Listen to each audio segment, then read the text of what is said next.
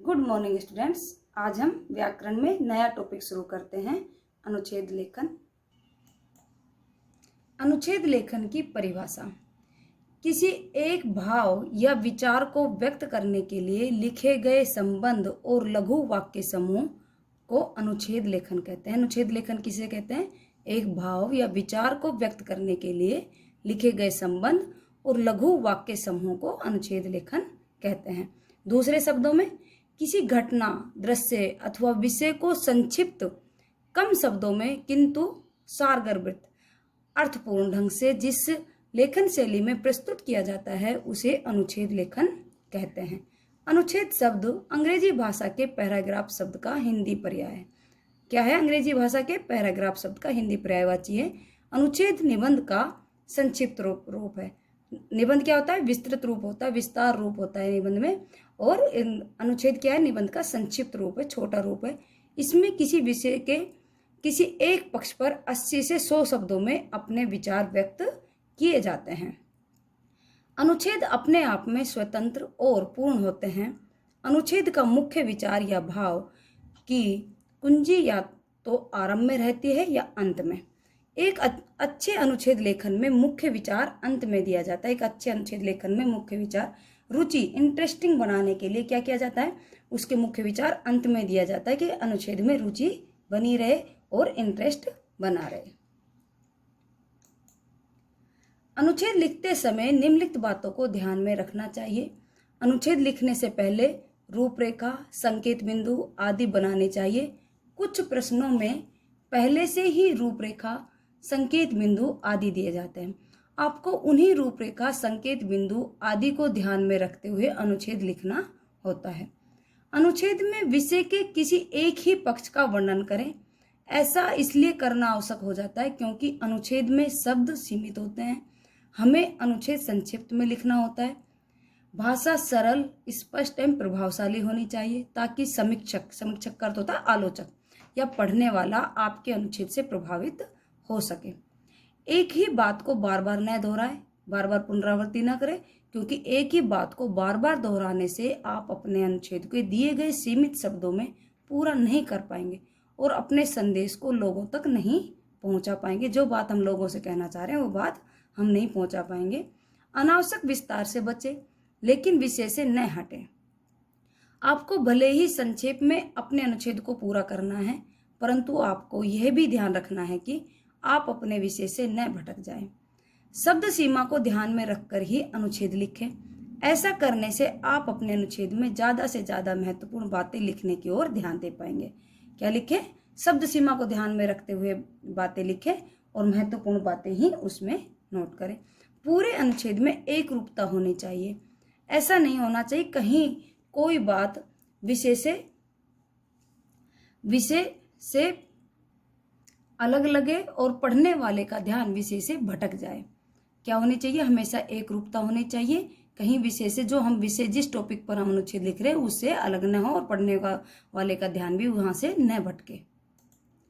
विषय से संबंधित सूक्ति अथवा कविता की पंक्तियों का भी प्रयोग कर सकते हैं। हमेशा अनुच्छेद में क्या कर सकते हैं? विषय से संबंधित सूक्ति या कविता की पंक्तियों का भी प्रयोग कर सकते हैं। इससे आपका अनुच्छेद बहुत अधिक प्रभावशाली और रोचक लगेगा। अनुच्छेद के अंत में निष्कर्ष समझ में आ जाना चाहिए, यानी विषय समझ में आ जाना चाहिए। अनुच्छेद की प्रमुख विशेषताएं।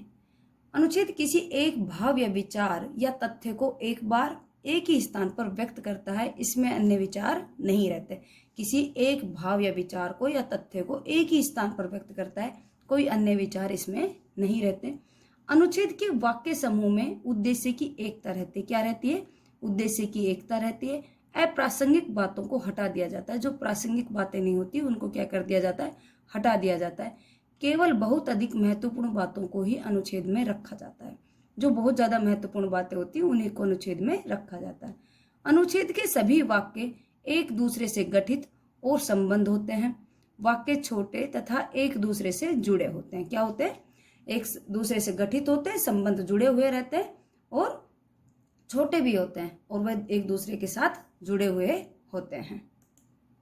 अनुच्छेद एक स्वतंत्र और पूर्ण रचना है। अनुच्छेद क्या है? एक स्वतंत्र और पूर्ण रचना है जिसका कोई भी वाक्य अनावश्यक नहीं होता, जिसका कोई भी वाक्य अनावश्यक नहीं होता है। उच्च कोटि के अनुच्छेद लेखन में विचारों को इस क्रम में रखा जाता है कि उनका आरंभ, मध्य और अंत आसानी से व्यक्त हो जाए। एक उसको इस क्रम में रखे कि उसका आरंभ, शुरुआत, ये मध्य अनुच्छेद का ये अंत है, आसानी से पता चल जाए, किसी को भी समझने में कोई परेशानी न हो, अनुच्छेद को समझने में कोई परेशानी न हो। अनुच्छेद सामान्यतः छोटा होता है, किंतु इसकी लघुता या विस्तार विषय वस्तु पर निर्भर करता है। इसकी लघुता या विस्तार क्या है? विषय वस्तु पर निर्भर करता है। लेखन के संकेत बिंदु के आधार पर विषय का क्रम तैयार करना चाहिए। जो संकेत बिंदु दिए होते हैं उसी के आधार पर क्रम को तैयार करना चाहिए। अनुच्छेद की भाषा सरल और स्पष्ट और शुद्ध होनी चाहिए। आप कई बार अशुद्धियां कर देते हो लिखते समय, वो अशुद्धियां भी नहीं होनी चाहिए। भाषा कैसी होनी चाहिए? सरल और स्पष्ट होना चाहिए। और लेखन कैसा होना चाहिए? शुद्ध होना चाहिए, अशुद्ध नहीं होना चाहिए। अनुशासन का महत्व। आज हम कौन सा अनुच्छेद लिखेंगे? अनुशासन का महत्व। आज हम अनुशासन का महत्व पर क्या लिखेंगे? अनुच्छेद लिखेंगे। अनुशासन का अर्थ है शासन को मानना या शासन का अनुसरण करना। अनुकर्त होता है पीछे, तो शासन का अनुसरण करना, उसके पीछे पीछे चलना। जब हम शासन को मानते हैं तो हमारा जीवन व्यवस्थित हो जाता है। जब हम नियमों का पालन करते हैं तो हमारा जीवन क्या होता है? व्यवस्थित हो जाता है। हमारे जीवन में एक तरह की नियमबद्धता आ जाती है।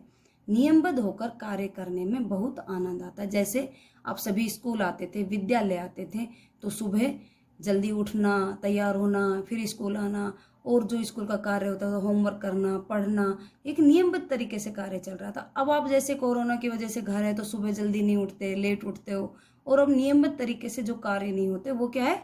अनुशासनहीनता। और जो नियमबद्ध तरीके से कार्य होता है वो क्या होता है? अनुशासन। तब हम हर कार्य सरल हो जाता है। जब हम नियमबद्ध होकर कार्य करते हैं तो हर कार्य क्या हो जाता है? सरल हो जाता है। यही कारण है कि विद्यालय में अनुशासन को बनाकर रखने का प्रयास किया जाता है। यही कारण है विद्यालय में अनुशासन को बनाकर रखने का प्रयास किया जाता है। सेना और पुलिस बलों में अनुशासन का बहुत महत्व दिया जाता है। क्या दिया जाता है? अनुशासन को महत्व दिया जाता है। इसी तरह परिवार और समाज में भी अनुशासन का होना आवश्यक होता है। क्या होना आवश्यक होता है? अनुशासन। परिवार हो या समाज हो, अनुशासन का होना आवश्यक होता है। अनुशासन से राष्ट्र की उन्नति होती है। अनुशासित जीवन जीने वाले व्यक्ति को अनेक प्रकार से लाभ होता है। उसके अंदर साहस, धैर्य जैसे गुणों का विकास होता है। इसलिए हमें समाज, सरकार या अन्य किसी भी संस्था द्वारा बनाए गए अनुशासन को मानना चाहिए। इसलिए हमें समाज या सरकार, अन्य किसी भी संस्था द्वारा जो अनुशासन बनाए गए हैं उनको मानना चाहिए। जैसे आप विद्यालय की संस्था से जुड़े हो तो विद्यालय में जो अनुशासन बनाए गए हैं, जो नियम बनाए गए, उन सभी को हमें मानना चाहिए। यहीं से हमारी क्या बनती है? नींव पड़ती है अनुशासन मानने की। तो उस हमें क्या करना चाहिए? उन नियमों का पालन करना चाहिए। और अनुशासन से हमारा जीवन क्या हो जाता है? व्यवस्थित और सही सद्मार्ग पर चलने का एक पहला कदम होता है। Thank you class.